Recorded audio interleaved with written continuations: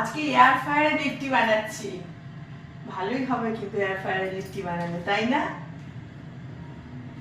অনেক কাজ কাজ করে করে এগুলো সব রেডি করি, খাবারগুলো রেডি করতে হবে এখন। ভালোই লাগছে বলো। আমার চার্জার, এটা চার্জ দেওয়া হয়নি, চার্জারে এখনো চার্জ দিতে হবে।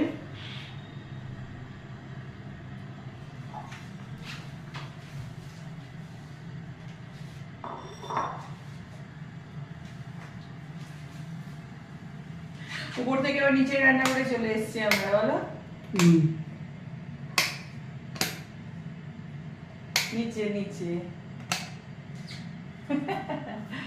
উপর থেকে আবার নিচে রান্না করে চলে এসেছি আমরা এখন।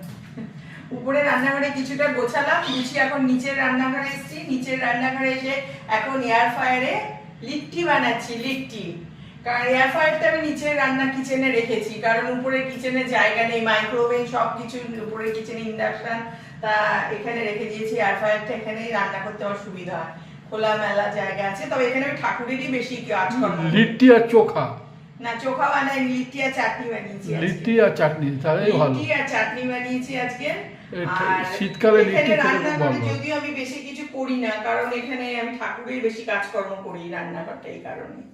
ঠিক আছে।